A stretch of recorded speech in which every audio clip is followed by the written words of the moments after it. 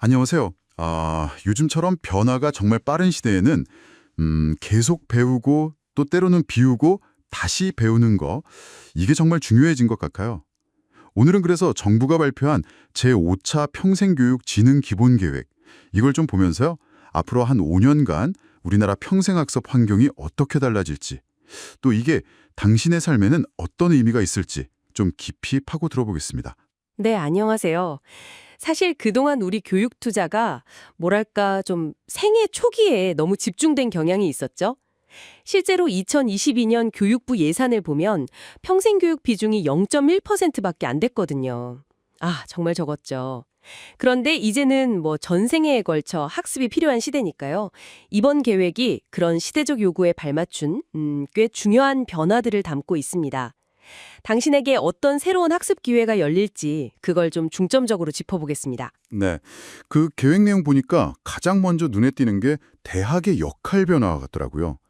예전에는 뭐 주로 젊은 학생들, 학위 과정 이런 거였는데 이제 모든 성인을 위한 어떤 학습 플랫폼으로 크게 바뀐다는 거죠. 네, 맞습니다. 그 대학이 가진 좋은 자원들 있잖아요. 교수님들이나 시설 같은 거. 이걸 활용해서 성인 학습자들의 재교육, 그러니까 뭐 직무 능력 향상이나 새로운 기술 배우는 거요. 이런 리스킬링, 업스킬링의 어떤 핵심 기지로 만들겠다. 뭐 이런 구상입니다.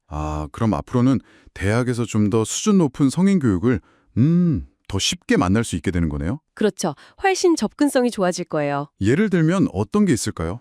저게 마이크로 디그리 이런 얘기도 본 것 같은데요. 아, 네. 마이크로 디그리. 그게 이제 특정 직무 기술을 짧은 기간에 아주 집중적으로 배우고 뭐 이수 증명까지 받을 수 있는 그런 과정이에요. 이걸 통해서 학점 인정까지 가능하게 할 계획이고요. 또 그 성인 학습자만 전담하는 학과나 대학, 라이프 대학이라고 하죠. 이것도 2027년까지 한 70개교로 늘리고요. 온라인 공개 강좌, K묵 이것도 컨텐츠를 2,000개까지 확대한다고 하니까요. 정말 언제 어디서든 양질의 대학 강의를 접할 기회가 확 늘어나는 거죠. 와, 2,000개. 대학 문턱이 정말 확 낮아지는 느낌인데요. 그런데 또 흥미로운 게 성인 중에서도 특히 30대에서 50대 이 시기를 땡 집어서 생애 도약기라고 하고 집중 지원한다는 내용이 있더라고요. 네, 맞아요. 그 생애 도약기 지원, 이 시기가 사실 개인적으로 보면 경력 전환이라든지 뭐 새로운 도전을 많이 고민하는 때잖아요. 그래서 정부가 이 연령대 국민들을 대상으로 평생학습을 아주 집중적으로 지원하겠다는 계획입니다. 집중 지원이요? 단순히 뭐 교육 프로그램만 늘리는 게 아니라 다른 것도 있나요? 그럼요. 훨씬 포괄적이에요. 예를 들면 정신건강 상담이나 심리 상담, 또 직업 관련 상담 같은 거요. 그리고 전문적인 학습 컨설팅까지 제공하고요. 더 나아가서는 그 대학이나 여러 학습에 쓸 수 있는 바우처 카드 같은 거, 평생학습 원패스 카드라고 하는데 이거 지급하는 방안도 검토 중이라고 합니다. 와, 카드까지요? 네, 거기다 학습에 좀 집중할 수 있도록 평생학습 휴가나 휴직제 도입까지 고려하고 있다니까 정말 개인의 어떤 중요한 전환점을 국가가 적극적으로 돕겠다 이런 의지가 보이는 거죠. 진짜 전방위적인 지원이네요. 근데 이런 지원이 필요하지만 혹시 좀 소외될 수 있는 분들도 계시잖아요. 뭐 연령이라든지 아니면 다른 환경적인 요인 때문에요. 그런 분들을 위한 방안도 잘 포함되어 있나요? 아, 물론입니다. 그 부분도 굉장히 강조하고 있어요. 누구도 소외되지 않는 평생학습. 이게 핵심 기조 중 하나거든요.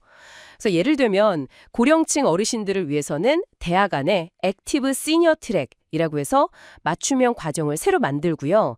건강, 여가, 뭐 디지털 교육 이런 거요. 또 장애인을 위한 평생학습 도시 운영도 늘리고 그분들께 맞는 프로그램도 개발하고요. 그렇군요. 혹시 경제적인 어려움 때문에 좀 망설이는 분들도 계실 텐데 그 부분은 어떤가요? 네, 중요한 지점이죠. 그래서 저소득층을 위한 평생교육 바우처 지원 대상, 이걸 2027년까지는 전체 대상자의 한 5% 수준, 약 18만 명까지 크게 늘릴 계획입니다. 그리고 단순히 글을 읽고 쓰는 문해교육뿐만 아니라 요즘 정말 필수적인 디지털 활용 능력 교육, 이것도 지원을 강화하고요. 그러니까 결국 당신이 어떤 상황에 있든 필요한 배움의 기회를 누릴 수 있도록 좀 촘촘하게 지원망을 만들겠다. 이런 목표입니다. 지역사회의 역할도 중요할 것 같아요.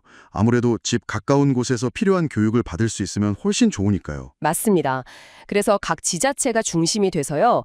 그 지역 주민들의 필요나 뭐 지역 산업 특성에 맞는 그런 프로그램을 직접 개발하고 운영하는 평생학습 도시 사업. 이걸 더 활성화할 계획입니다.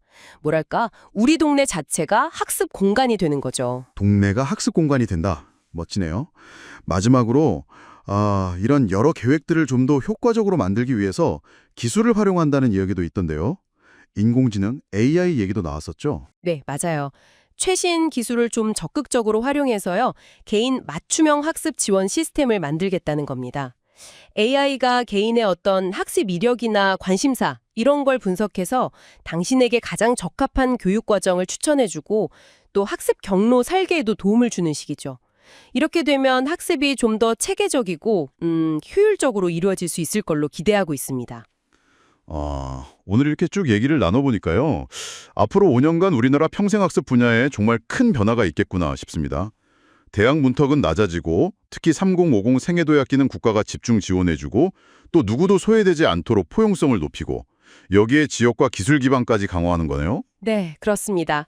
이런 변화들이 결국 당신의 지속적인 성장 그리고 더 나은 삶을 위한 아주 중요한 디딤돌이 될 수 있을 거라고 생각합니다.